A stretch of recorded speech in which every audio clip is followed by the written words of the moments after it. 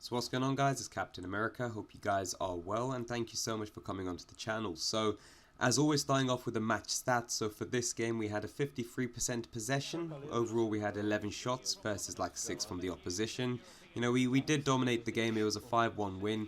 The goal that was conceded was a bit, let's say silly. We were trying to go for the offside trap, but it didn't work, and yeah, they got through. They went through the, let's say, the wing channel, and then they done like a low cross in. I was trying to intercept it, but I failed. But yeah, they scored. So, but in general, it was a strong game from our side of things. You know, we didn't have many, let's say, human players, but yeah, it was quite late at night. I think it was like one of the latest games that we played at that night. But yeah, do enjoy. And again, from my side of things, I had a 7.7 rating. It was a very strong performance with 9 possessions won, 1 lost, and then 1 tackle I made at 0%. That was the slide tackle, as I mentioned. But yeah, enjoy the match. Again, it wasn't many of us, so yeah, there's going to be more videos. I'm going to do one of a cam one maybe tomorrow, so let's see. I'm going to be playing with the boys tonight. It's been a while. As you could see, you know, from my YouTube, let's say, posts, I haven't been as active as I generally would be. I was on a 9 YouTube, let's say, day launches, let's say, consecutively, and then I got too busy with work. You know, I got a full-time job on the side. And then also just generally I was like just wanted to have like a bit of a relaxation. So there was this event I went to on Thursday for like a work do, and it was really cool, you know, like it was networking and whatnot, and I haven't done it in like quite a while, like I think before like COVID or something, like being in a client event as such. But it's cool because you network, and of course you start talking about like, you know, football and whatnot. So it's really cool, like speaking to a lot of these partners of ours and understanding like which teams that they support and what their thoughts are going to be for like the next season. And I'll share a video tomorrow of like what was suggested. You know, there was a Leeds fan, and I was telling him like, look, I really don't think Leeds will do well. I do feel that Leeds will get relegated this season.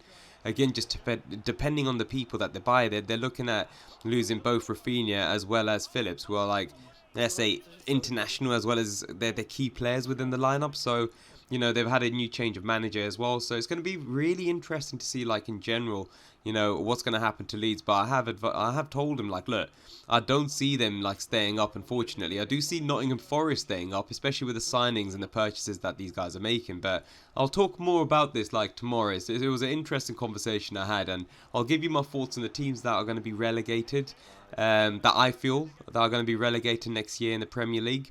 And just a bit of the reasons why, and just my thoughts, let's say, around it. So that'll be a good video. So just do keep a note of that tomorrow. But yeah, also talking on this video, we're going to be talking about transfers later on. But I feel the main topic I want to talk about is Stranger Things, because man, I'm a fan of Stranger Things, man. Like I honestly feel like Stranger Things is one of the best series out there. Like in general, not just now, but in general, how they are like. Each and every season didn't really have, let's say, a dip. And again, it's just my own personal opinion. They didn't really have a dip. But then, like, again, it's going to be a bit of a spoiler alert, of course. But just if you don't want to, like, carry on, then, of course, switch it off. And I'm just going to be talking about Stranger Things in this video. And, of course, the upcoming, you know, the 2, let's say, episodes that were just launched. And again, what's going to be happening in the future of Stranger Things. So yeah, you could disconnect now if you don't want to, let's say, listen on if you haven't watched the last 2, let's say, episodes. But those that want to continue, then yeah, stay on. So yeah, with Stranger Things, as we know, you know, those that have watched it, it was a finale and a half. You know, we had to wait for like 2 extra episodes, like way after. I don't know if it was a month after or something, but it was a wait. It was a wait, especially like, you know, the anticipation that they left us on. You know, we wanted more, and I think that's something that is interesting and a good move, I feel, that they've done, especially how they built it on. You know, the last 2 episodes, one was like an hour and let's say 30 minutes, and the last episode was 2.5 hours. And I watched this yesterday, okay? So you need to understand, like, we were watching it, me and the wife, and then we stopped because we had a friend come around, so we were watching and enjoying and, you know, conversing with him. And then when he left, of course, the missus fell asleep, and I was just like watching this entire Stranger Things. I was like, I have to finish it tonight. Like, we only had like 30 minutes left of the second last episode, and like it was already like 11 o'clock, and I'm like, oh no, maybe like 11:30, and I was like, I'm already like in and out, like I'm really tired, and I got like 2.5 hours left of like the last episode, but I was like, I have to watch it. Like, I can't wait until tomorrow. And I'll tell you another funny thing as well. Like, I actually had a dream straight after the whole Stranger Things. Like, I fell asleep once I finished Stranger Things, and I dreamt about something similar like Stranger Things. It was like, it was just insane. I think it was one of those ones where, you know, like when you're really tired and like you watch, wherever you watch the last thing off, it usually adapts like your mind, for those that dream, let's say. So no, it was a strange dream, man. It was cool though. Like the whole Stranger Things, I feel like they had like a Harry Potter vibe to it. You know, like the whole 001 or whoever Vecna, let's say his name is. You know, the human form itself. Like he reminded me of, like, you know, Chamber of Secrets, like Tom Riddle vibes. Like the way it was all going along. You know, him playing along with 11, being like the nice guy as such, but in true fact, like he's the shaitan of like the shaitans, man. So, and again, it was so interesting how they told us how the story evolved, you know, how it was all caused because of, let's say, her.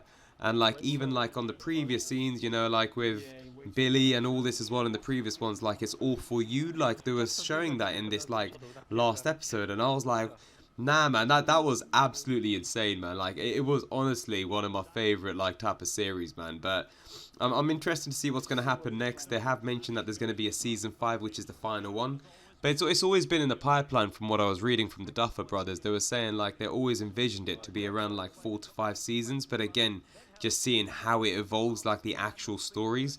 Because as we know with Stranger Things, they tend to evolve like in different like stories. So of course you got the kids in one, like, let's say, story going on, and the focus usually changes from them to the other stories. So the other ones, of course, Hopper, Joyce, and now you got like Murray with them and they've got a funny, let's say, relationship, man. They've got good adventures that these guys do, especially as, of course, they're trying to rescue Hopper, you know, with his encrypted message that he sent across. And then they got Yuri, the Russian guy, who's pure banter. And I like that each storyline suits well with the characters, as well as, like, the general movie and, like, the actions or the results that they need to do. Like, these guys were going after the Demodogs. And it's like, you know, again, as mentioned, you know, very similar to Harry Potter, it's like the Horcruxes of Voldemort.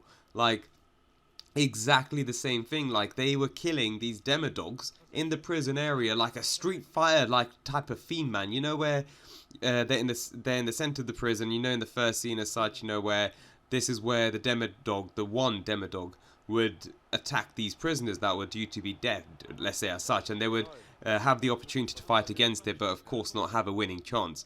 So of course when Hopper went into it, you know, he escaped, and then afterwards, you know, in the scene itself, the plan was to get them into this actual prison and use a flame torch or flamethrower as such, and like burn them to death. So no, I think that actual scene when it was the last Demodog who was flamed or torched, let's say, for example, and then he's coming out and still, let's say, 50% alive.